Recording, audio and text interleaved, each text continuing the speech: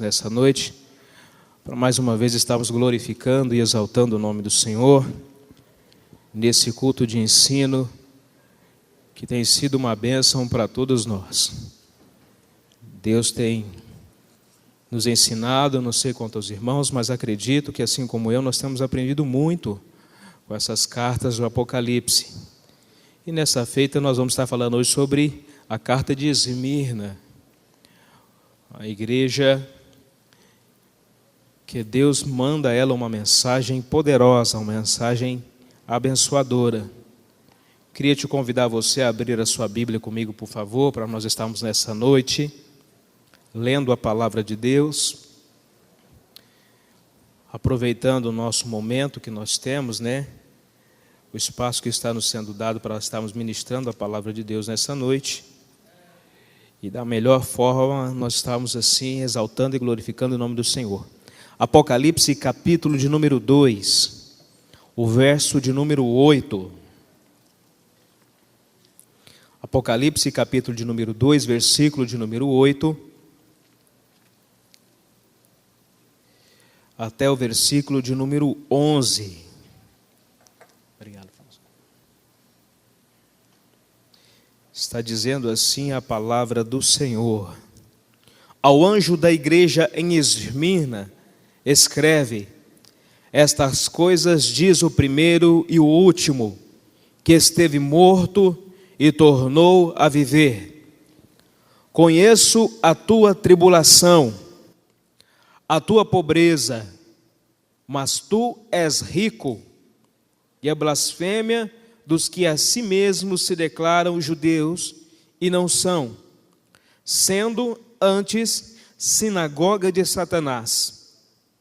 Não temas as coisas que tens de sofrer. Eis que o diabo está para lançar em prisão alguns dentre vós, para ser dispostos à prova, e tereis tribulação de 10 dias. Sê fiel até a morte, e dar-te-ei a coroa da vida. Quem tem ouvidos, ouça o que o Espírito diz às igrejas.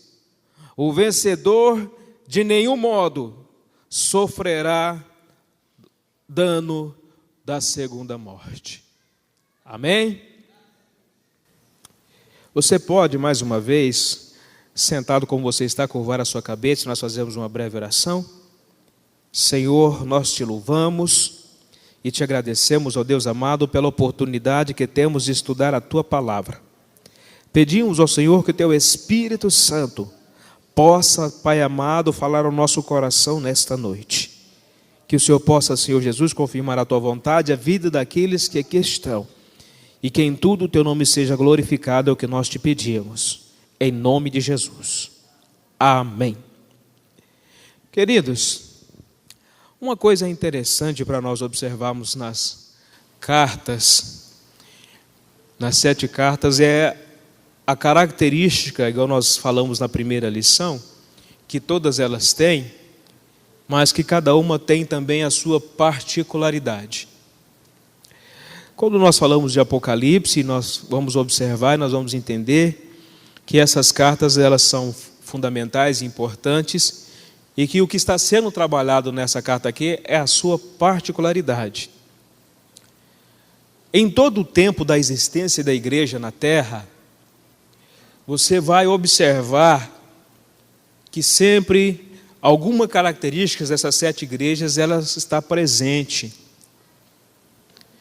No mundo que nós vivemos hoje, nós vamos encontrar igrejas que se identificam com a igreja de Éfeso, nós vamos encontrar igrejas que se identificam com a igreja de Esmirna, nós vamos encontrar igrejas que se identificam com a igreja de Laodiceia, nós vamos encontrar igrejas que se identificam com a igreja de Filadélfia, e assim consecutivamente.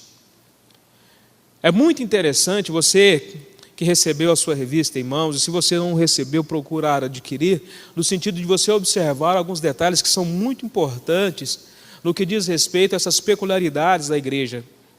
É interessante que quando você para estudar e observar, você consegue identificar algumas características dessas 7 cartas e o fundamento que elas foram estabelecidas, a realidade, a contextualização que elas foram escritas, porque quando isso ocorre, quando isso acontece, nós conseguimos nos identificar. As cartas, elas falam profundamente na igreja na sua totalidade, mas ela também fala individualmente, porque individualmente também nós somos igreja do Senhor.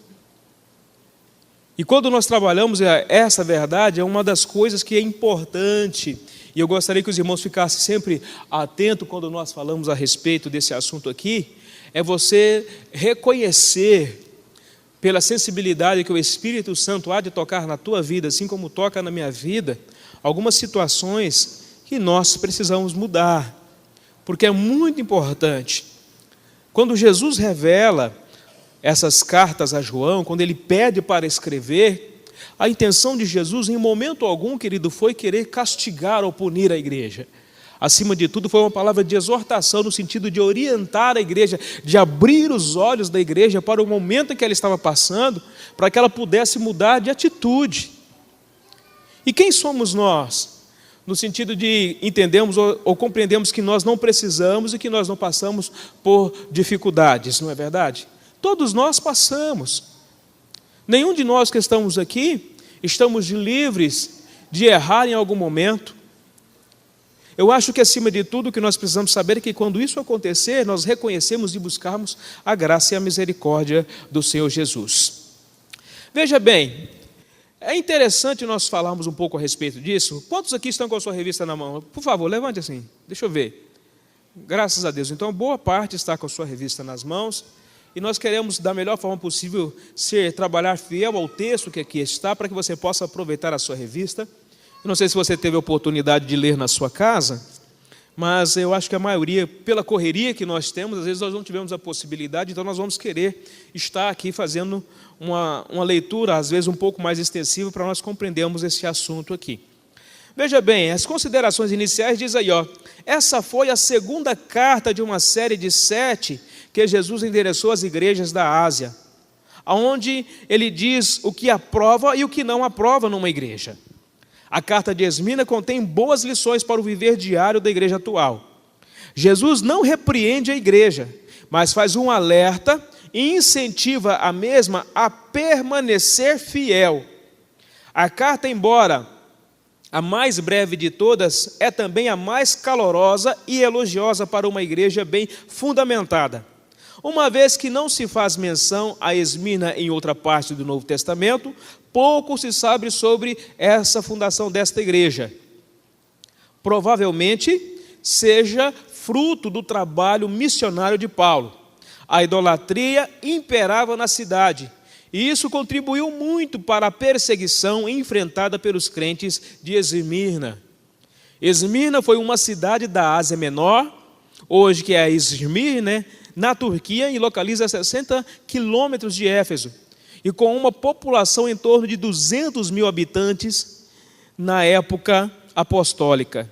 Era muita gente que tinha naquela região, mais ou menos 200 mil habitantes. Era uma cidade portuária importante na rota comercial, uma região muito fértil, formosa por seu esplendor e pelos magníficos prédios públicos. A palavra Esmirna significa amargura, que vem de mirra, uma erva amarga. Era uma cidade rica que concorria com Éfeso em sua época.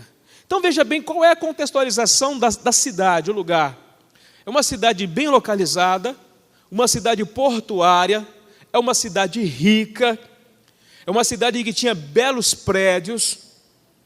Então são características que se identificam até mesmo conosco hoje, nos dias atuais. Então é essa que é a realidade de Esmirna. Jesus se apresenta à igreja. Por que ele se apresenta à igreja? Olha, porque ela estava sendo perseguida. Se você puder mudar aí, querido, por favor, aí o slide aí, vocês vão observar, olha, porque ela estava sendo perseguida, sofrendo e vivendo em extrema pobreza material. Essa igreja estava passando por dificuldades. Olha aí, era perseguida, sofria e vivia em extrema pobreza material. Agora veja bem que paradoxo, às vezes, essa circunstância que nós observamos, se comparado aos dias atuais. Quer dizer, tudo o que eles tinham, a situação que eles estavam vivendo quando essa carta é endereçada, por quê? Porque eles não disseram não para Jesus, eles disseram sim. Perderam as possibilidades que tinham, estavam em uma situação de calamidade, mas estavam firmes. E Jesus se apresenta a eles para quê? Para poder trazer conforto e alegria aos seus corações, para que eles pudessem compreender e entender que mesmo na situação que eles estavam de extrema pobreza material, ainda assim eles eram ricos. Eles eram ricos. E eu acho interessante quando nós observamos isso aqui, olha, o segundo ponto fala aí, esta igreja tinha convicção de sua fé e por isso servia a Cristo com fidelidade. Essa palavra fidelidade, queridos, aqui é uma coisa muito forte no sentido de nós compreendermos realmente a sua aplicação. Ser fiel é uma coisa importante. E essa igreja aqui era uma igreja fiel. É tão interessante que quando nós falamos de fiel, nós lembramos da balança, né? Aquelas balanças que tem aquele ponteirinho lá chama fiel. Aquilo lá não mente. Você pôs o peso lá em cima, lá ele vai lá e acusa mesmo, o peso é aquele, não tem como você adulterar. O que você coloca é aquilo mesmo, é fiel. Essa fidelidade é a fidelidade que Deus deseja na sua igreja em todos os tempos, enquanto ela estiver aqui na terra. É ser fiel a Ele, ser fiel em todas as atitudes, em todas as posturas. Jesus se apresenta a essa igreja por quê? Porque Ele sabe que essa igreja é fiel. Ele tem a possibilidade, a condição de olhar para dentro desta igreja, para olhar para o centro desta igreja. Ele tem a condição de olhar, querido, dentro do coração de cada crente que fazia parte dessa igreja, daqueles que estavam ali, a partir de quem? A partir do seu líder, a partir do seu pastor. Porque primeiramente essas cartas, elas foram transmitidas para quem? Foram transmitidas para o anjo da igreja. O anjo da igreja, ou seja, o nome anjo significa mensageiro. Esse pastor está na condição de mensageiro, por quê? Porque quando recebida essas cartas na sua mão, o que ele falava? Ele falava essa carta de maneira pública. Ele chegava um momento numa praça, em um lugar onde estavam todos reunidos ali, e falava abertamente aquilo que ele estava recebendo. E isso aqui é interessantíssimo, porque é passado a ele, e ele compreende essa verdade, e ele passa para a igreja. Então, essa verdade bíblica das cartas aqui, é bom nós compreendermos que, acima de tudo e primeiramente, ela atinge diretamente a nós que somos pastores, que somos líderes e que trabalhamos na obra do Senhor Jesus. E a partir dessa postura, queridos, a partir do revestimento desta verdade, da compreensão dessa verdade, transmite-se ela para a igreja do Senhor. Por quê? Porque tem possibilidade aí, então, dela ser transmitida com autoridade, com certeza, e vai a igreja assim entender que essa palavra é uma palavra que vem da parte de Deus. Então, por isso que ele começa ao anjo da igreja, que está onde? Em Esmirna, em Efésios. Por quê? A esse é dada a responsabilidade de direcionar o povo de Deus no caminho que se deve seguir. É um fato interessante de os irmãos observarem, cada lição, cada tema que os irmãos forem ler, entender e observar esses fatos. Prossigamos um pouco mais, olha aqui, olha. Jesus se apresenta à igreja. O capítulo 2, versículo 8, nós lemos, volta um pouquinho para você ver, capítulo 1, versículo de número 7. Dá uma olhada lá para você ver lá como é que ele se apresenta. Eis que vem com as nuvens, e todo olho verá, até quantos o transpassaram. E todas as tribos da terra se lamentarão sobre ele, certamente, amém. Versículo 8, eu sou o alfa, o ômega, diz o Senhor, Deus, aquele que é, e que era, e que há de vir, o Todo-Poderoso. Quem transmite essa mensagem, querido, é o próprio Jesus. É Ele que está transmitindo essa mensagem.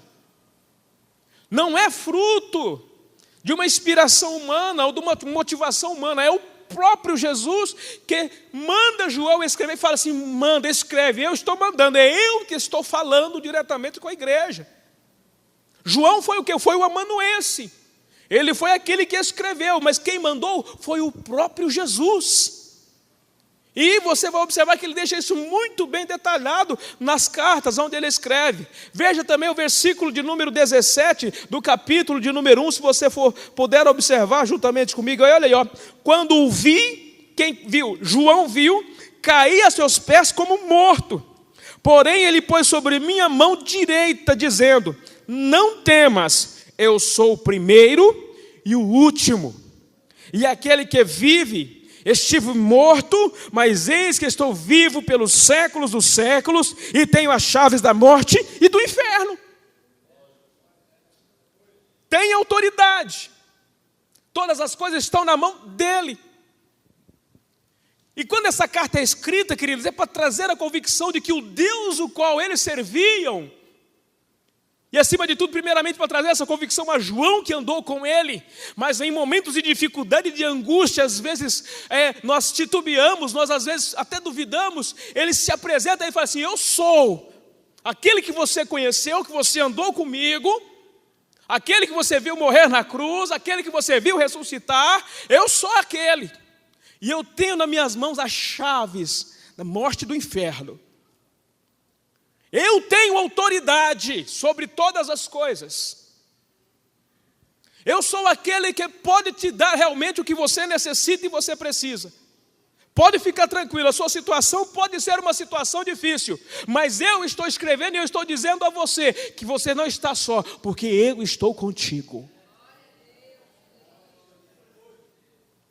Para revitalizar, para fortalecer a fé de João e também a fé da igreja, a qual João vai escrever. Observe, por favor, ele se apresenta como o primeiro e o último. Isaías 44, versículo 6, se alguém achar, por favor, leia para mim em voz alta. Isaías 44, versículo 6, e depois alguém, Isaías 48, verso 12.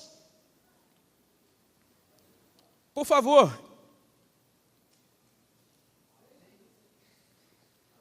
44, versículo 6.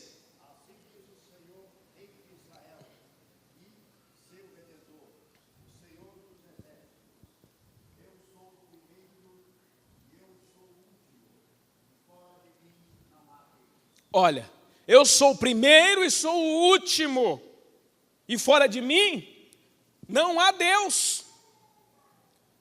48, verso 12.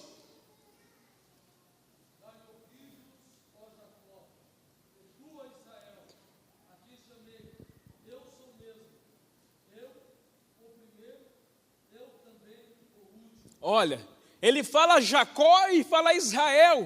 Ele fala o povo da antiguidade, que ele é o primeiro e ele é o último, não existe outro além dele.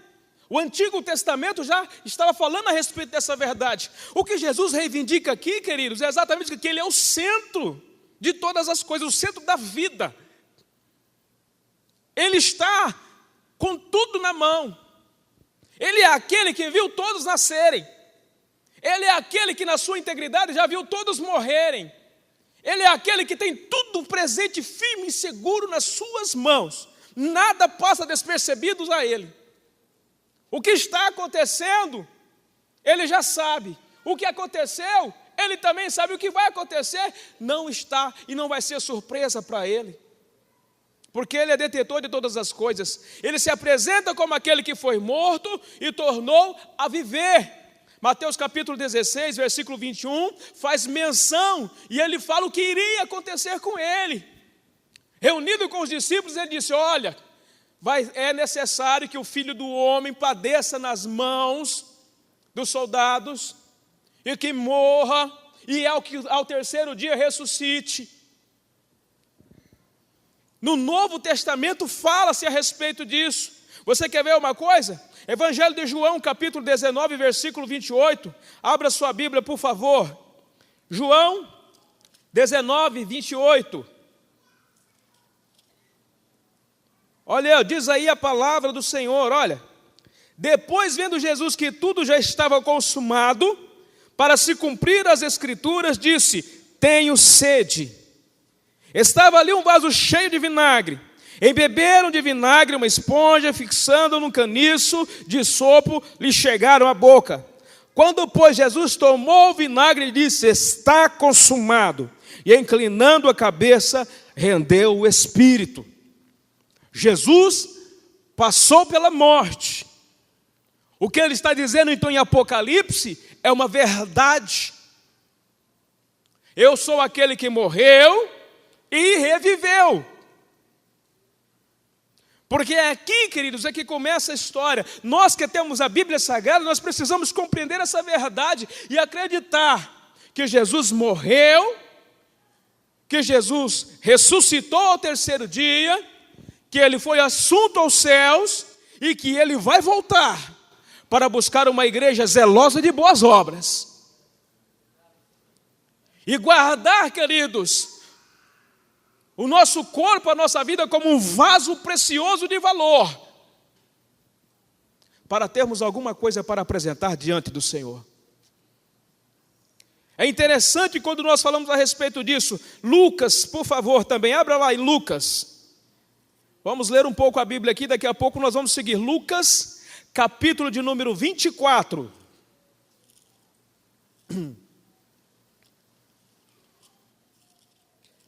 Lucas, capítulo de número 24, versículos 6 e 7. Diz assim, ó: ele não está aqui, mas ressuscitou. Lembrai-vos de como vos preveniu, estando ainda na Galileia, quando disse: importa que o Filho do Homem seja entregue nas mãos de pecadores e seja crucificado e ressuscite no terceiro dia. São verdades que nós não podemos esquecer. São verdades que a igreja do Senhor Jesus, seja no passado, seja no presente e seja no futuro, tem que estar sempre viva na nossa mente e guardada no nosso coração. Os modismos, as circunstâncias, não podem retirar de nós esse referencial. Nós precisamos lembrar disso, querido. E esta igreja, quando ele se apresenta nessa forma, nessa característica, a igreja de Esmirna, é uma igreja que não esqueceu. Ela não esqueceu de quem era Jesus. Ela não esqueceu por onde Jesus passou. Ela não esqueceu o que Jesus fez. Ela não esqueceu as promessas de Jesus. Ela não deixou de lado a sua fé. Pelo contrário, ela se apegou única e exclusivamente a essa fé. E nós precisamos firmar nisso. Olha, ele é aquele que prometeu que não abandonaria a sua igreja. Mateus 28, 20, quem achar, por favor, lê para mim. Me ajude aí, por favor. Mateus 28, 20. É a parte B, se eu não me engano.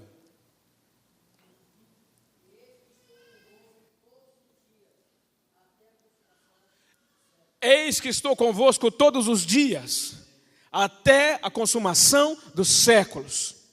Escute uma coisa, igreja do Senhor Jesus. Jesus nunca te abandonou. Jesus nunca te abandonou e nunca vai te abandonar. Nós, pela característica que nós temos, infelizmente, é que nós abandonamos ao Senhor Jesus, mas Ele nunca nos abandonou. Ele nunca virou as costas para nós. Nós, às vezes, com as nossas atitudes e posturas equivocadas e errôneas, é que viramos as costas para Deus. Mas Ele, na sua palavra mesmo, diz que Ele estaria conosco até a consumação dos séculos.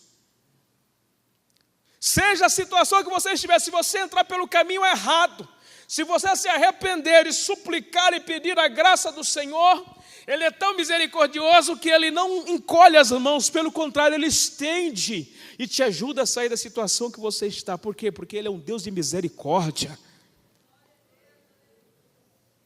Deus não tem prazer na morte de ninguém, Deus não tem prazer no castigo de ninguém, Deus não tem prazer no sofrimento de ninguém.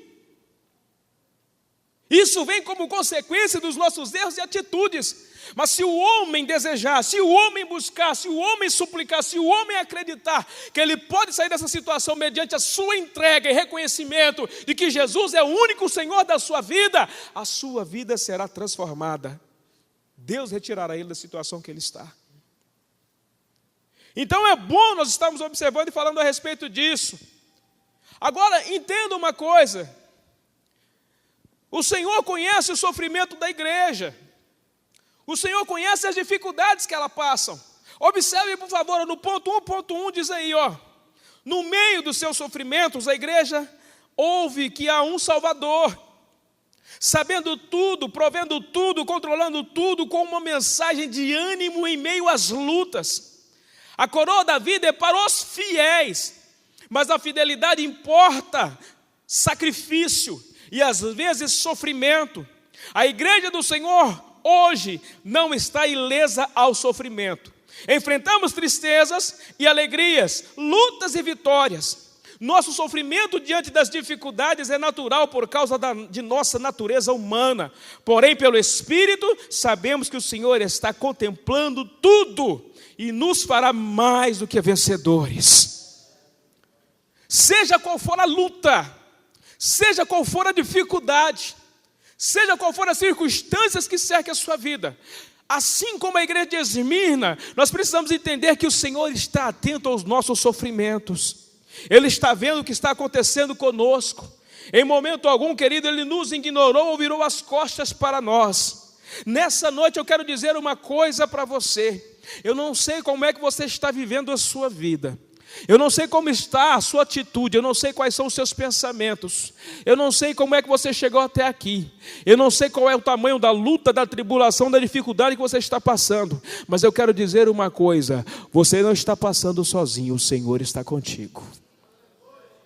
O Senhor está contigo. Acredite que Ele está contigo, porque você não está passando por isso sozinho. É necessário? Sim, pelo nome do Senhor é necessário, sim. Para quê? Para que o nome dEle seja glorificado e nós possamos alcançar as bênçãos vitoriosas diante da presença do Senhor. Agora deixa eu dizer uma coisa para você. Nós precisamos observar algumas questões que são fundamentais e importantes. Olha aqui, pragmatismo, Duas filosofias perigosas que eu gostaria de falar para os irmãos nessa noite aqui, apenas duas. Nós temos que entender que nos dias atuais que nós vivemos, e na verdade também era uma realidade daquela época, só que ainda não era conhecida como essa filosofia que nós conhecemos hoje como pragmatismo. De acordo com Norman Geisler e Paul Deferne, no livro Introdução à Filosofia, uma perspectiva cristã, o pragmatismo é uma força dominante na filosofia norte-americana durante a primeira metade do século XX. Escute uma coisa que nós temos que compreender. Esse negócio aqui, de pragmatismo, está tentando sufocar a igreja do Senhor Jesus. E nós precisamos tomar cuidado com isso. Por quê, queridos? De acordo com o pragmatismo, aquelas ideias, crenças ou hipóteses que funcionam, que têm utilidade ou que são bem-sucedidas, são consideradas verídicas. Aquelas que fracassam podem ser descartadas e consideradas falsas. Escute uma coisa que eu vou dizer: existe uma série de teologias sendo trabalhadas por aí, onde o crente não pode ser pobre, onde o crente tem sempre que ser bem-sucedido, onde usa-se uma ideia equivocada e errada que o crente é cabeça e não cauda, onde o crente precisa rejeitar as doenças, eu rejeito, onde o crente não sabe lidar com as dificuldades da vida. São teologias perigosas. São teologias pragmáticas. Pega-se a realidade bíblica e trabalha ideias, queridos, aonde são conceitos que são colocados de forma que parece maravilhoso. Deixa eu dizer uma coisa para você. Eu ouvi há 2 semanas atrás, eu fiquei pretinho de raiva, quase que eu morro do meu computador. Um cidadão, eu entrei na internet, estou lá dando uma olhada a algumas coisas que acontecem. Uma certa igreja disse o seguinte, que a palavra de Deus é um martelo que esmiuça a pedra. Até aí tudo bem, não tem nada de errado. Mas pegando esta verdade bíblica, pegando ela fora do seu contexto, o que é que eles fizeram? Eles mandaram fazer um martelinho mais ou menos desse tamanho, de madeira, e usando essa expressão bíblica, disse aos seus ouvintes: se você adquirir esse martelinho, você vai conseguir esmiuçar todas as pedras que estão no seu caminho. A pedra da traição, a pedra do sofrimento, a pedra da pobreza, a pedra, e foi assim, foi falando uma série de coisas. Aquele martelinho seria passado para a mão dos fiéis apenas por uma continha simbólica, uma coisinha irrisória, queridos. A pedra da pobreza ia embora, sabe por quanto? Apenas uma oferta simbólica de R$1.000. R$1.000. Apenas isso, pastor Ismael. E você pode nos dar apenas uma ofertinha simbólica, meu querido. R$1.000. R$1.000. Se alguém, querido, está passando por um momento de pobreza e dificuldade, ele vai ter R$1.000. Ele vai ter R$1.000. Olha só, forçando. Não é uma exegese, é uma exegese. Está falando de uma verdade que não é bíblica. R$1.000. Com uma simplicidade. E infelizmente tem pessoa que acaba dando os R$1.000, a ofertinha simbólica. E aí eu quero ver ele quebrar as pedras, né? Eu quero ver ele quebrar as pedras. Precisamos tomar cuidado. Precisamos ser igual os crentes de Bereia. Paulo estava pregando e ele estava com a escritura na mão e deixa eu ver se isso é verdade, deixa eu ver aqui, contexto, pretexto, deixa eu ver se é isso mesmo. O crente precisa saber manusear a Bíblia. Nós precisamos ser igual os crentes de Bereia. Seja quem for que subir aqui para pregar, querido, vai lá e olha, é isso mesmo, é assim mesmo, é assim, desse jeito mesmo. Não pode engolir qualquer coisa não, porque o pragmatismo, a filosofia pragmática está envolvendo a realidade, a vida da igreja, e nós estamos às vezes aceitando aquilo que está vindo, estamos engolindo, estamos dando glória a Deus e aleluia, mas não estamos nem sabendo o que nós estamos engolindo. Precisamos tomar cuidado. E quando eu digo isso aqui, você se observa muito que em muitas circunstâncias e situações, você ouve alguém falar assim, fulano, eu ouvi isso lá na igreja do fulano de tal, fez, foi bom, nossa, foi bom demais, e funciona, então eu vou fazer na minha. Aí é que está o perigo. Fulano fez isso lá, fez na vida dele, deu certo, então eu vou fazer na minha. Queridos, é pragmático. Por causa que funcionou lá, isso não quer dizer que vai funcionar aqui. Por causa que fizeram lá, isso não quer dizer que nós temos que fazer aqui. Nós precisamos andar segundo o direcionamento da Bíblia, da palavra de Deus. Nós precisamos acreditar que o nosso Deus é poderoso e quando nós nos reunimos para congregar, Ele está aqui e Ele é um Deus que faz milagres, queridos. Eu não preciso entrar pelo caminho do pragmatismo, eu não preciso andar, pisar em sal, eu não preciso colocar galinho de arruda aqui na orelha, eu não preciso disso. Eu preciso acreditar que Jesus Cristo é o mesmo ontem, hoje e eternamente, que Ele morreu e ressuscitou ao terceiro dia e que Ele vai voltar para nos buscar.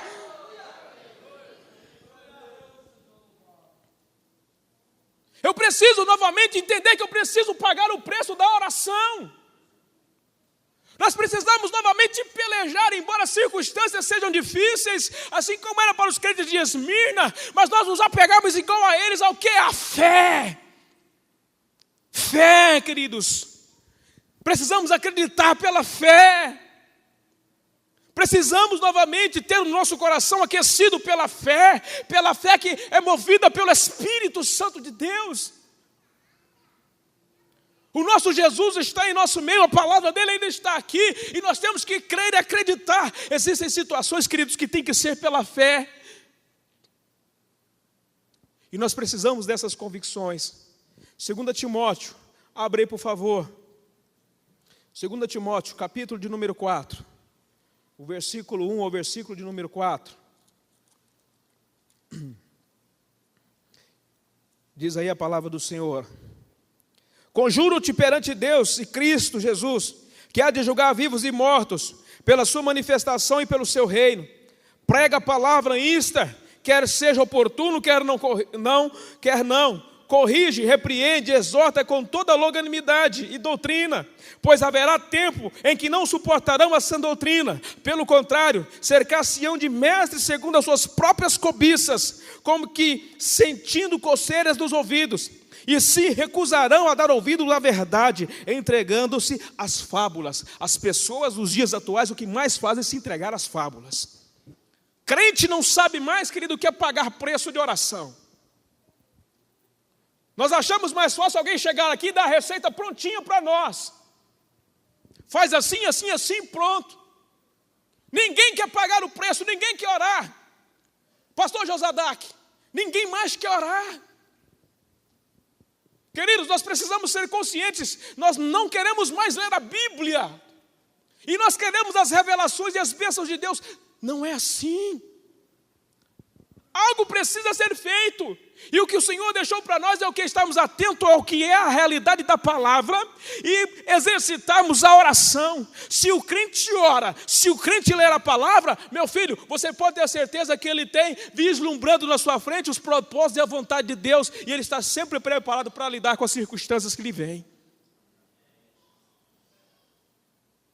Agora nós não lemos, nós não oramos, e queremos que o Senhor fale conosco, e queremos que Deus nos abençoe. Querido, não dá. Nós queremos avivamento. Nós queremos um fulgor pentecostal.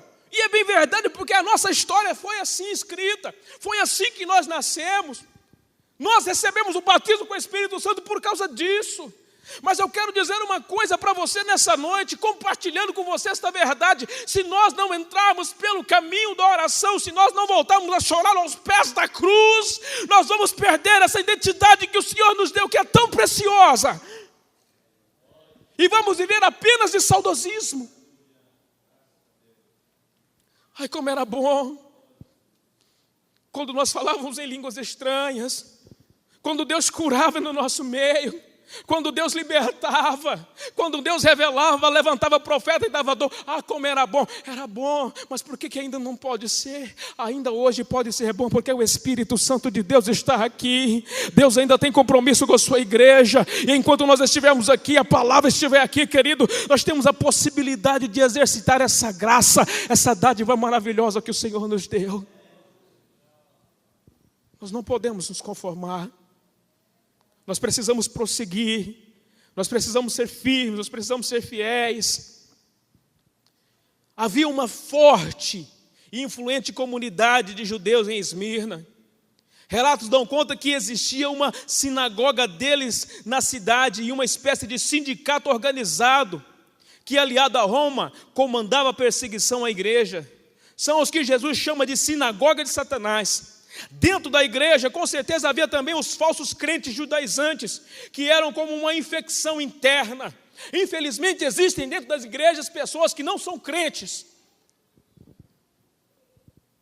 São pessoas que estão no meio da igreja, mas que são lobos devoradores. Se você der capim para ele, Ismael, ele engasga, porque não é ovelha. Está no meio da igreja, anda igual a igreja, fala igual a igreja, veste igual a igreja, mas não é igreja. Precisa mudar de postura e de posição. Anda pelo caminho, em muitas circunstâncias, do legalismo. Acha que o ponto de vista para ser crente é o ponto de vista dele. Ele está maior do que Jesus. Ele se acha mais importante que Jesus, ele acha muito. Ele anda na teoria do achismo. Ele olha para fulano, fulano não está bom. Ele olha para ciclano, ciclano não está bom. Ele olha para o outro, pior ainda. O único santo na igreja é ele.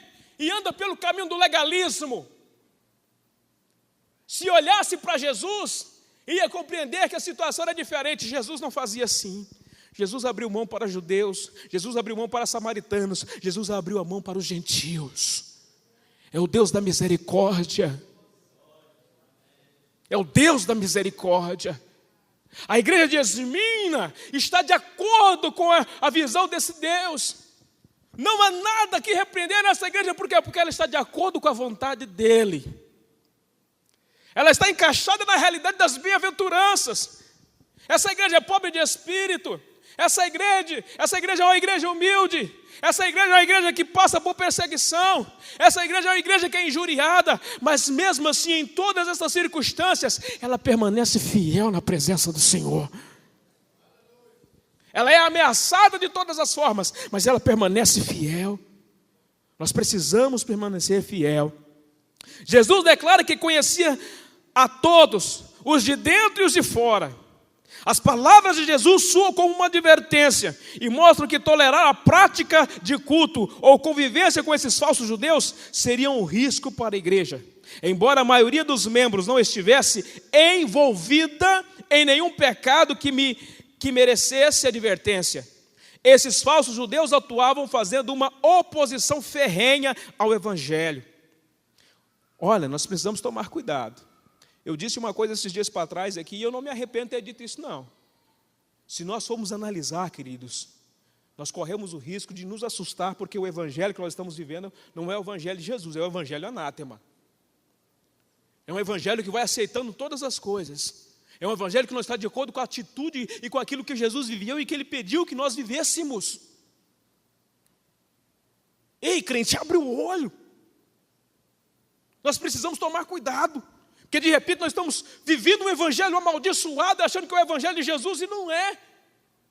Ele chama a atenção da igreja, por quê? Porque Ele ama a igreja. Jesus te ama. Jesus quer o melhor para você. Por isso Ele chama a sua atenção. Olhe, atente à Bíblia. Vê se o que está sendo ministrado e vivido é realmente o que está de acordo com a vontade de Deus. Se não for, querido, ainda há tempo de nós dobrarmos os joelhos e pedirmos misericórdia para que o Senhor nos restaure, para podermos viver o evangelho pleno da graça, da salvação, do poder, da misericórdia, da revelação.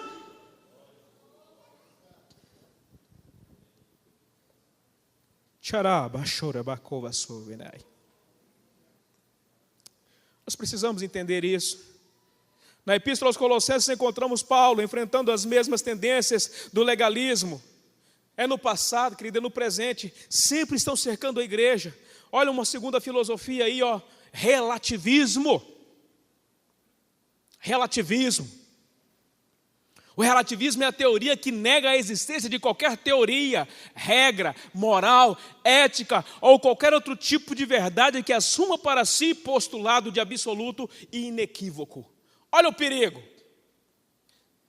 Levanta a sua Bíblia. Quantos tem Bíblia aí? Por favor, deixa eu ver. Quantos tem Bíblia? Graças a Deus. Essa aí é a palavra de Deus, sim ou não? É, não é? Pois é, o relativismo trabalha contra isso. Você já viu aquelas pessoas que usam a Bíblia apenas para lhe agradar? Em Cristo somos mais que vencedores, e somos? Somos sim, mas o que é que vem antes daquilo? O que é que vem antes desse versículo? A vitória é nossa pelo sangue de Jesus. É uma bênção, não é? Mas o que vem antes disso escrito lá? São jargões que às vezes se trabalham, e trabalha apenas essa parte, mas não trabalha o que vem antes do texto. Você acha que lá só tem bênção? Lá tem dificuldade, lá tem luta, tem uma série de coisas. A Bíblia, querido, ela não pode ser um livro isolado. Os 66 livros da Bíblia são livros inspirados, é uma verdade bíblica e ela não se contradiz. Agora existem pessoas, até alguns que fazem assim, ó, fecha o olho e falam assim, Jesus, fala comigo, tá o dedão. Se a palavra é de bênção, glória a Deus, Jesus falou comigo. Se não for, não, isso não é para mim não. Virou uma verdade relativa. A Bíblia ela não é relativa. Ou ela é para nós palavra de Deus, ou ela não é. Seja de bênção, ou seja para passarmos dificuldade, é a palavra de Deus.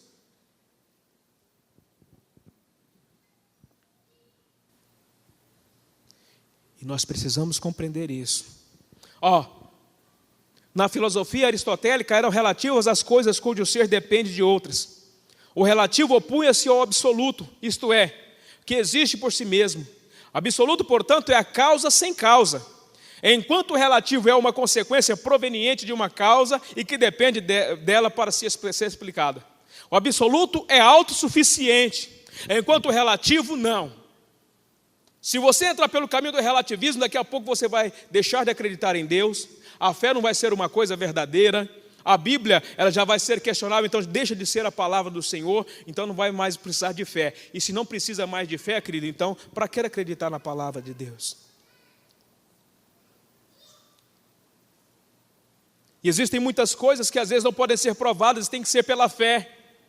E se não é provado, então aí você deixa de acreditar, então a Bíblia se torna relativa. Se tornou relativa, querido, então perdeu a essência. E nós precisamos estar atento a isso. Nós precisamos observar isso. O absoluto corresponde à existência de Deus e o relativo aos seres criados. Deus é um ser absoluto. Ele não precisa de mim nem de você. O que Ele fez por mim e por você foi por amor e por grande misericórdia. Tem muito crente por aí que anda fazendo biquinho para Deus. Não vou fazer mais não. Fazendo birrinha para Deus. Que graxinha, cuticute, né? Fazendo birrinha para Deus. Deixa eu dizer uma coisa para você. Quem perde é só você. Deus nunca perde. Ele nunca é pego de surpresa. Ele nunca leva prejuízo. Se você está fazendo birrinha para Deus, fazendo biquinho pirraçando a Deus, o problema é seu. Quem vai ficar no prejuízo é você. Ele quer te abençoar. Ele quer te renovar. Ele quer te encher. Ele quer te usar. Mas sai dessa condição de birrenta.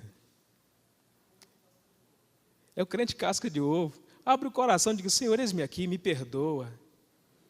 Me ajude a compreender o que o Senhor quer de mim. Eu quero andar com o Senhor, quero conhecer mais o Senhor. Quero que o Senhor me abrace. Quero que o Senhor me entenda, que o Senhor me ensine. Eu quero estar contigo, Senhor, naquele dia, nas mansões celestiais. Eu quero ser arrebatado. Eu quero ser cheio do Teu Espírito Santo. Esse desejo tem que ser o desejo do crente, meus irmãos. Se o crente não tiver mais nada para falar com Deus, mas ele tiver pelo menos isso para falar, você pode ter a certeza que Deus vai ouvi-lo e a sua vida será mudada.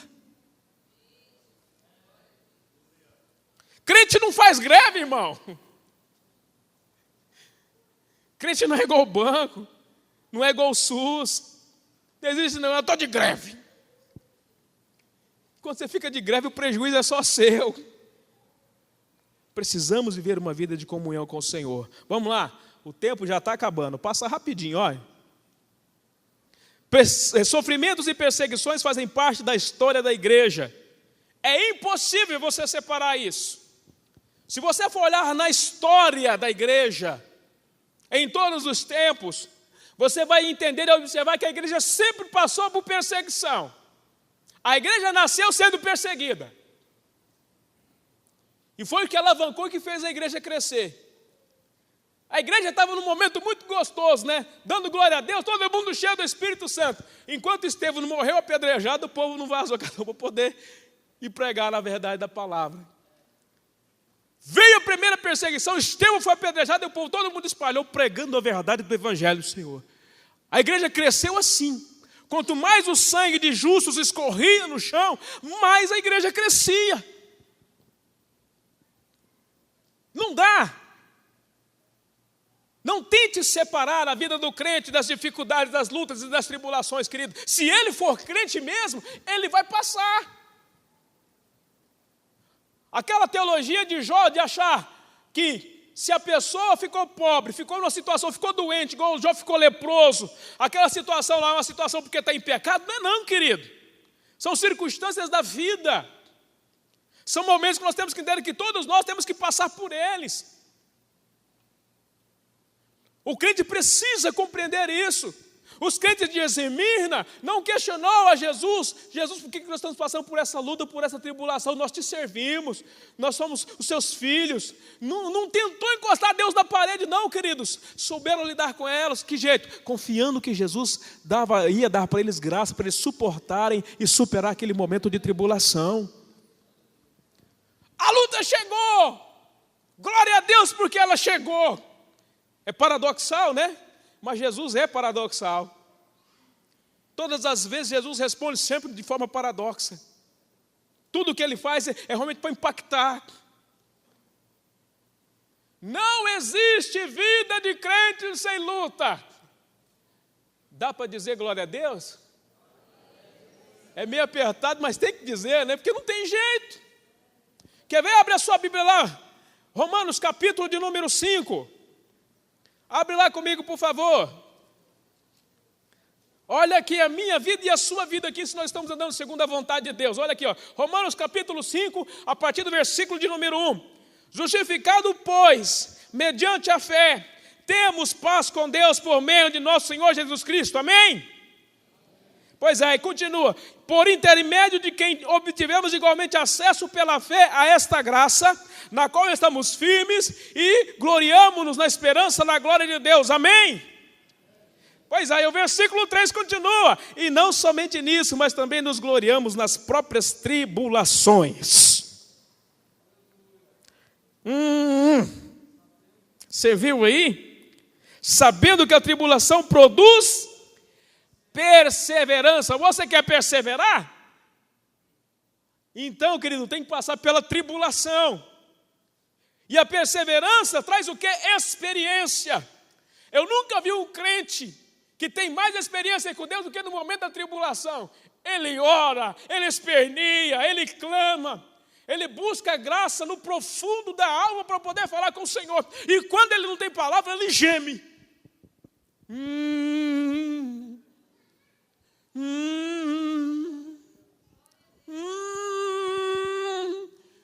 Mas ele não desiste. Ele fica firme na presença de Deus, porque ele está aqui inserido, ele é um justificado. Olha, ora, a esperança não confunde, porque o amor de Deus é derramado em nosso coração pelo Espírito Santo que nos foi dado. Quem tem o Espírito Santo de Deus, querido, passa pela luta, passa pela tribulação, adquire experiência, renova-se em Deus e sai lá adiante com a vitória na mão.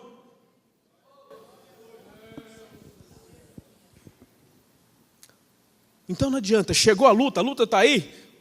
Então tá, eu vou lá para o meu quartinho lá em secreto lá, vou dobrar os meus joelhos e vou falar com o Papai do Céu. Aquele cantinho particular, você sabe aquele?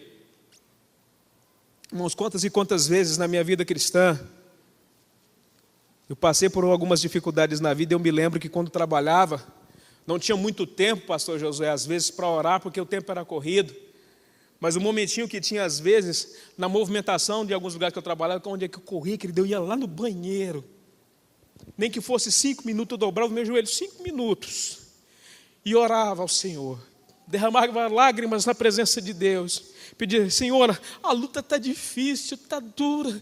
Senhor, mas eu sei que em Ti eu vou vencer. O Senhor vai me abençoar, me dá graça. 5 minutos eu levantava dali, enxugava as lágrimas dos olhos e continuava trabalhando. E Deus ia abençoando. Deus nos fazia superar as dificuldades. Ainda hoje é assim. Se for preciso, querido, eu não penso 2 vezes, se for necessário, eu correr até o banheiro, dependendo do lugar que eu tiver para dobrar o joelho e clamar um pouquinho para o Senhor. Eu não tenho vergonha não, eu vou lá e faço. Por quê? Porque eu sei que essa é a receita da vitória. A receita da bênção. A receita da superação está na comunhão, na busca da vontade de Deus. E os crentes de Esmirna compreenderam muito bem essa verdade. Olha, perseguição no aspecto social, perseguição na área econômica, de todas as formas, a igreja estava sendo perseguida. Observe esse texto aqui, eu extraí de um site do Ministério da Reconciliação.net, uma palavra pastoral. Eu peguei esse texto aqui na íntegra, querido, porque eu achei ele muito coerente para nós estarmos observando algumas coisas aqui. Observe muito bem, olha, o avanço da tecnologia permitiu que nos dias atuais a informação se tornasse tão ágil a ponto de ser quase instantânea. Os fatos históricos acontecem e tomamos conhecimento deles como se fôssemos verdadeiras testemunhas oculares. A verdade é que atualmente não existem mais limites geográficos que sejam barreiras para que os fatos circulem pelo mundo.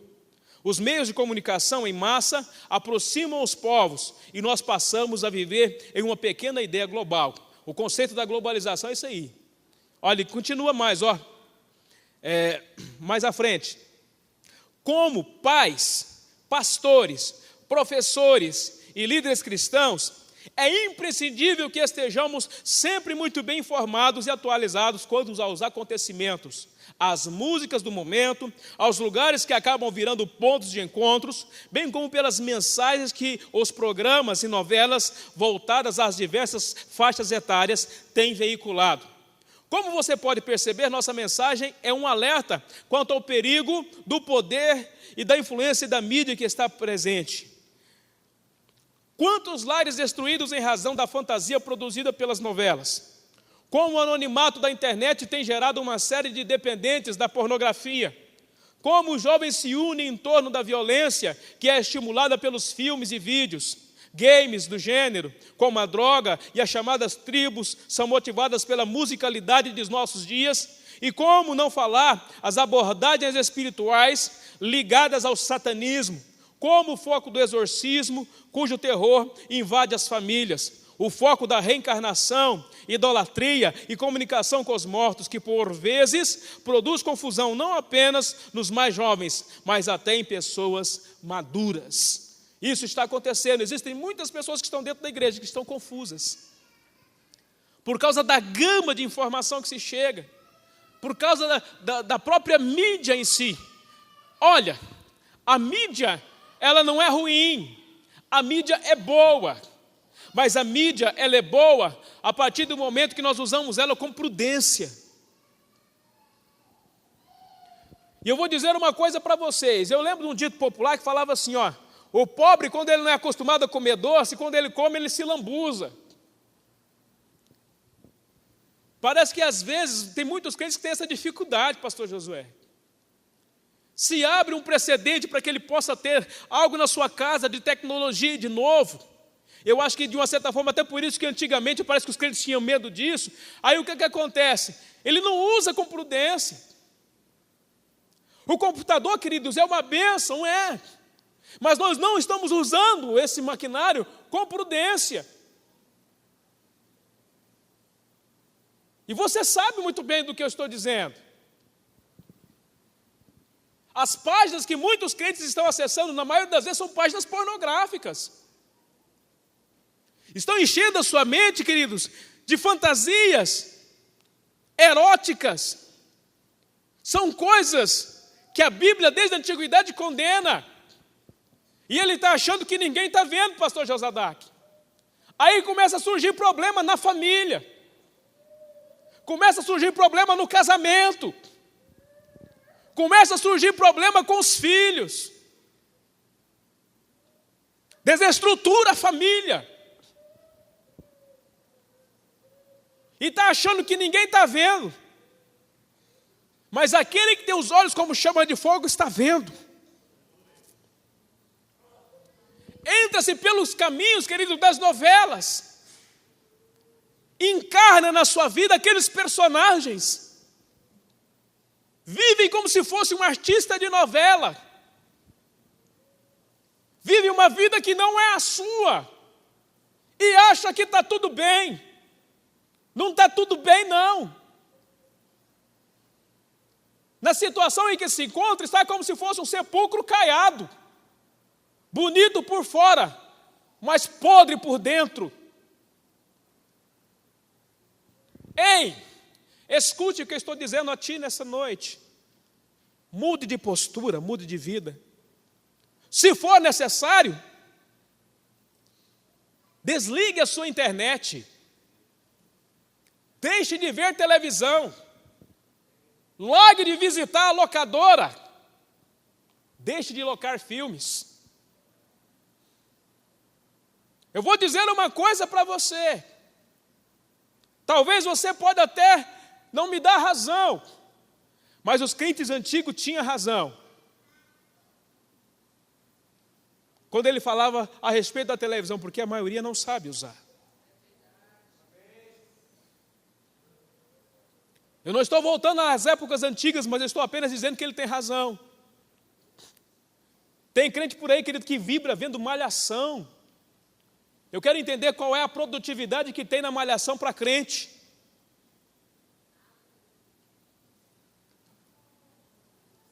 Queridos, ali mostra mulheres bem mais velhas, com jovens bem novinhos. Todo mundo sempre bonitinho, esticadinho. Adolescentes ficando grávidas. E não tem problema nenhum, o papai e a mamãe abarcam e cuidam muito bem. Está tudo resolvido, minha filha. Ele fica de lá e você fica de cá. E quando ele quiser, ele vem ver um menino. Está tudo bem. Está entrando dentro das nossas casas, nas tardes, de segunda a sexta-feira. As novelas da Globo que não cansam, aliás, não somente da Globo, mas todas as novelas em todos os canais, até nos canais que se dizem evangélicos, passando novela onde a traição é o prato principal, e tem crente que está lá na frente da televisão, lá assistindo e roendo unha. Meu Deus do céu, torcendo para o mocinho dar certo, o mocinho é errado do jeito que estou, mas torcendo. Irmãos, por favor, para um pouquinho, ei, nós estamos num culto de ensino da palavra de Deus, para um pouquinho. É isso que Jesus quer de você? Por favor. Às vezes deixa de vir para a casa do Senhor para ver novela. Deixa de vir, de estar na presença de Deus, de adorar o nome do Senhor, de receber uma renovação, uma revelação do Espírito de Deus, para estar na frente de uma novela. E muitas das vezes essas novelas passam, querido, pelo terreiro de macumba, e nós estamos assistindo lá, e sorrindo, e alegre, e você viu o final da novela? Nossa, foi bom demais! Isso não é privilégio só das mulheres, não, tanto faz mulher quanto homem, viu? Tem muito homem noveleiro por aí, não perde um capítulo da novela. Abre o olho, crente. Ouça o que o Espírito diz às igrejas. Meu tempo está acabando. Xarabá, chorebicava lá, maçuia, debai. Chorabá, churicanda, lá, baixéria, lá, maçúria. Nós precisamos parar, queridos, de brincar de ser crente. Precisamos parar de brincar de ser crente. O Senhor, quando te chamou, Ele apostou em você. O Senhor, quando te chamou, Ele conseguiu, Ele ainda consegue vislumbrar coisas maravilhosas na sua vida. Você é uma alma preciosa para o Senhor. Talvez eu não consiga ver, mas o Senhor consegue ver algo importante, por isso Ele manda falar isso a ti nessa noite. Conserta a tua vida. Saia dessa condição de pecado. Entrega novamente as tuas vidas na mão do Senhor. Deixa Deus ter uma palavra positiva a seu favor. Ele não te trouxe aqui nessa noite para você ser apenas um mero espectador. Eu não sou aqui um animador de púlpito, queridos. Eu não sou um profissional de púlpito. Eu tenho uma chamada de Deus e acredito nela. E quando eu venho te falar isso nessa noite é porque o Senhor me inquieta a te dizer: muda de vida. Conserta a tua vida. Deus não te chamou para ser crente de meia boca. A chamada que Ele te fez foi uma chamada original. O dom que Ele te deu, querido, foi conquistado com o derramamento do sangue dEle. Xarabacova, Neman, Chorá, ela baixai. Para de brincar. Você pode enganar a todo mundo, mas a Deus você não engana. Você pode enganar a mim, ao pastor Josué, qualquer um dos obreiros, até na sua casa você pode enganar teu pai, a tua mãe. Você pode enganar a tua esposa, o teu esposo, mas a Deus você não engana. Pare de brincar. Aproveite esta noite e faça um concerto na presença do Senhor e saia daqui como um vitorioso na presença dEle. Aleluia. Olha, perseguição, Esse contexto que nós vivemos, queridos, às vezes nós vivemos perseguição e não percebemos. Eu ouvi uma certa vez um professor que eu tinha dizer isso há muito tempo atrás, mas isso não me saiu da cabeça. Ele disse que antigamente Satanás matava os crentes. Mas hoje ele mudou a estratégia, ele não mata mais. Ele trabalha diretamente no intelecto. Se ele te seduzir aqui, acabou, já era. E é o que está acontecendo, essa mídia globalizada, essas facilidades que nós temos hoje, que é tão importante às vezes, está atrofiando a nossa capacidade de buscar a presença do Senhor. Por que nós temos tempo para tanta coisa, mas não temos tempo para Deus? Nós temos tempo para as festas, nós temos tempo para os cinemas, nós temos tempos para namorar, nós temos tempo para fazer tanta coisa, mas nós não temos tempo para vir à casa do Senhor para participar de um período de oração. A igreja tem oração, querido, no horário do ciclo de oração na terça-feira, tem na quinta-feira, tem poucas pessoas que estão vindo. A igreja tem oração na segunda-feira, poucas pessoas estão vindo. Tem um culto da vitória na quinta-feira, tem muitas pessoas que podiam estar aqui, mas não estão. Tem tempo para tudo, mas não tem tempo para Deus. Diz esse crente, mas não tem comunhão com o seu Senhor. Se pergunta, queridos, se a igreja for arrebatada ou se ele vai subir, ele tem medo, ele fala, o sangue de Jesus tem poder. Por quê? Porque a sua consciência acusa. Porque ele está fora do projeto de Deus. Tadã!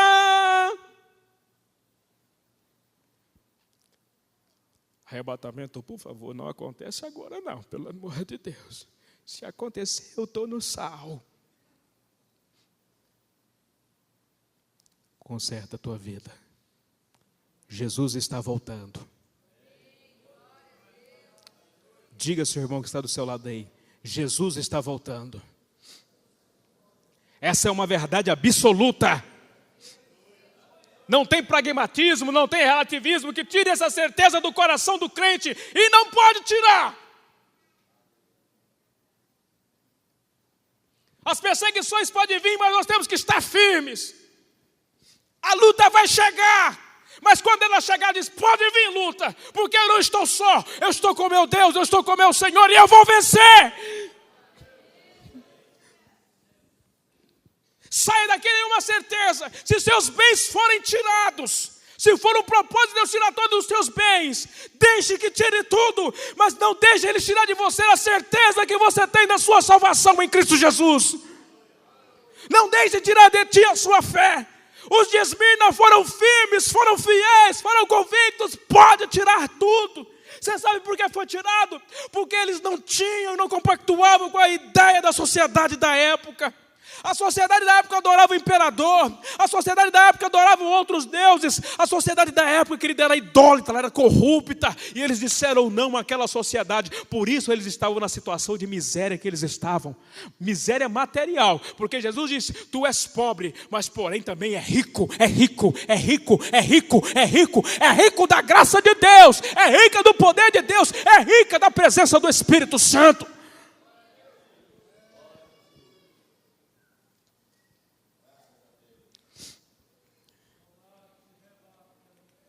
Chorá, Bacova, Neba, lá, Súria. Duas promessas para esta igreja, duas promessas para a tua vida. Primeira, se você for fiel, se você mesmo que perder todas as coisas continuar fiel, Deus vai te dar a coroa da vida.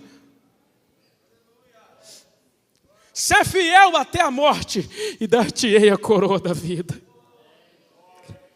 Churiará, Madjuvalá, Bassúria. Não existe mais nada mais precioso do que a coroa da vida. Uma vida eterna com o Senhor.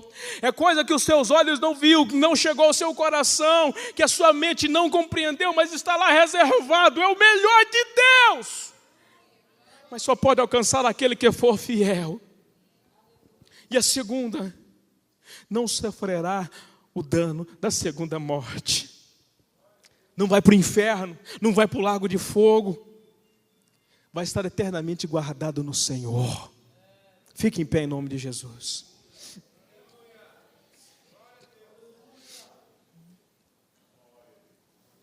A coroa da vida é para quem vai receber galardão. Coroa da vida é para quem é fiel. Coroa da vida é para quem ora. Coroa da vida é para quem consagra. Coroa da vida é quem volta novamente a fazer jejum. Coroa da Bíblia é para quem lê a Bíblia. É para crente. Mas não é crente segundo a minha ótica, não. É crente segundo a ótica de Jesus. Não é crente da forma que eu quero, que eu desejo, não, queridos. Porque agradar a mim é muito fácil, mas agradar ao Senhor é mais difícil um pouquinho, porque Ele conhece não apenas por fora. Às vezes nós olhamos por fora, pastor Josadá, que a estética nos agrada, mas quem conhece por dentro é só o Senhor. E é Ele que conhece, e é assim que Ele quer.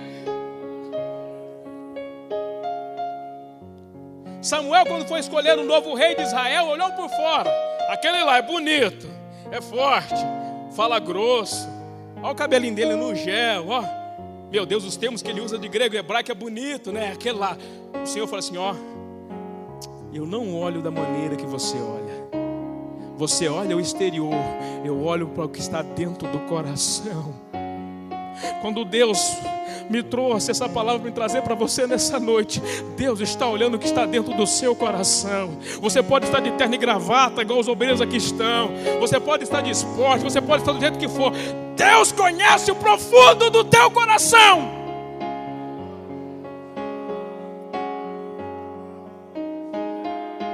Ele exige uma mudança de você, porque Ele quer te abençoar. Ei, me escute, Deus quer te abençoar.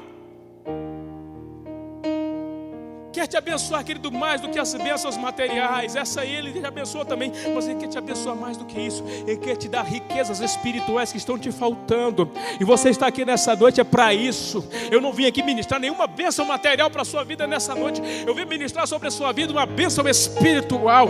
A bênção da renovação, a bênção da fé, a bênção da certeza da salvação, a bênção das visões espirituais, a bênção da sensibilidade do propósito da vontade de Deus, a bênção do conserto. E eu quero dizer uma coisa para você. Existem tantas circunstâncias que acontecem, e eu não quero expor ninguém, e eu não vou fazer isso.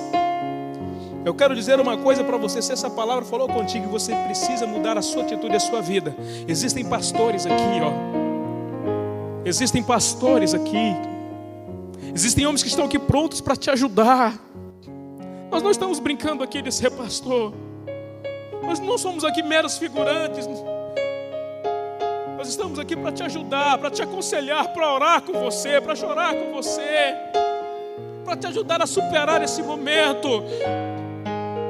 É para isso que nós estamos aqui, porque primeiramente essas cartas cobram de nós. Cobram de nós. E nós queremos corresponder à chamada que Deus nos deu. Por isso nós estamos aqui, por isso você está aqui, e é por isso que nós somos a igreja do Senhor. Eu quero orar juntamente com você. Curve a sua cabeça por um momento. Meu Deus, obrigado, Senhor, pela Tua palavra desta noite.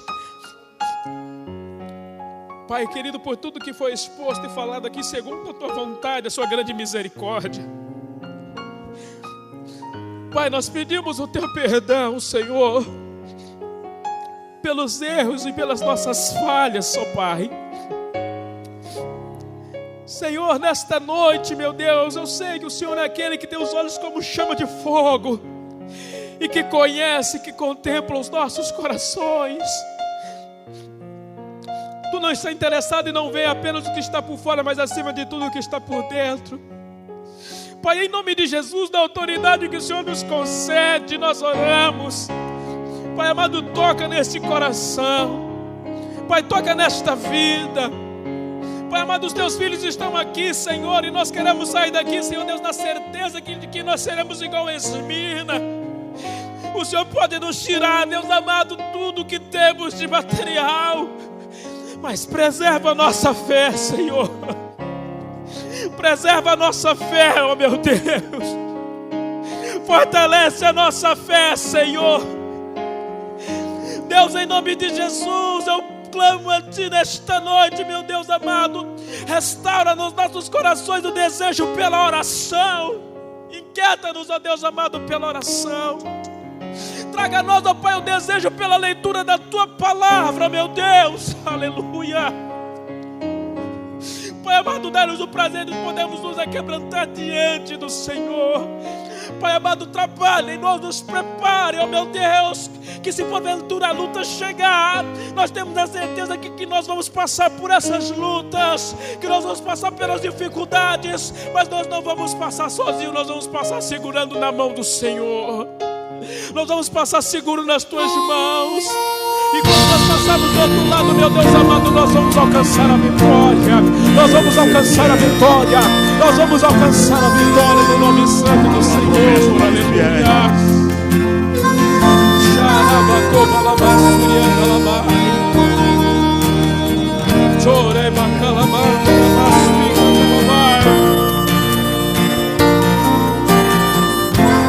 Diga a Deus esta noite: eu quero ser fiel, Senhor, eu quero ser fiel. Aleluia. Eu quero ser fiel, Senhor, fiel até o fim.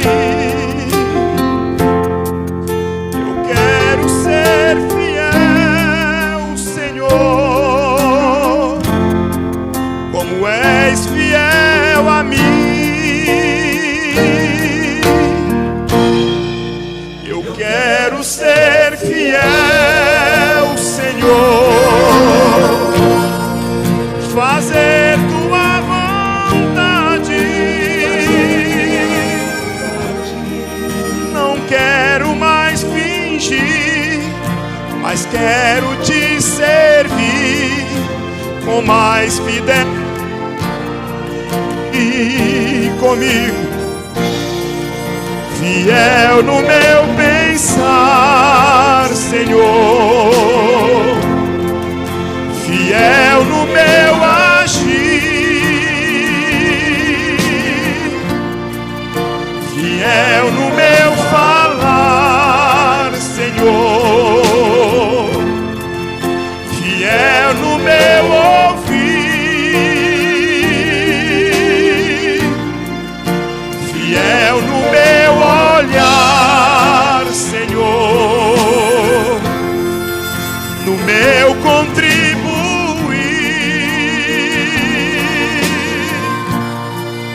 fiel no meu andar, Senhor, fiel no meu sentir,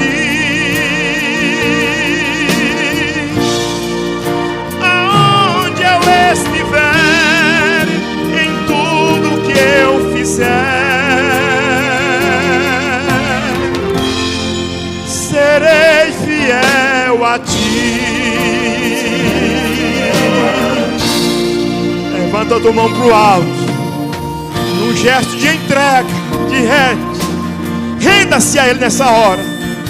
Diga a Ele: eu quero ser fiel, meu Deus, não importa as circunstâncias, em qualquer momento do meu viver, onde quer que eu esteja, eu quero ser fiel a Ti, meu Deus.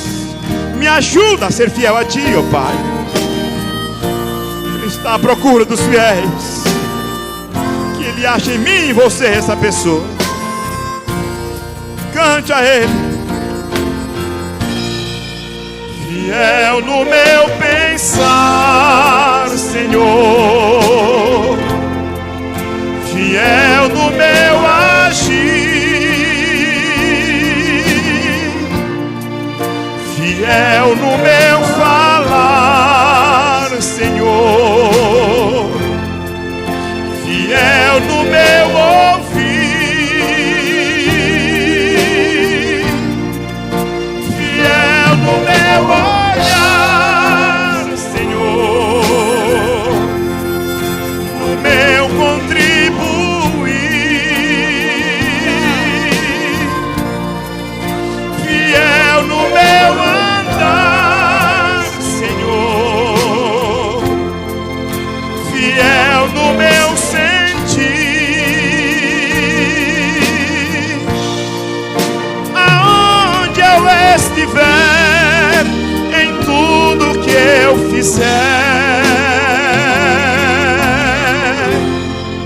serei fiel a ti. Aleluia! Aleluia! Aleluia! Aleluia! Aleluia! Você pode glorificar o Senhor Jesus nesta noite. Aleluia!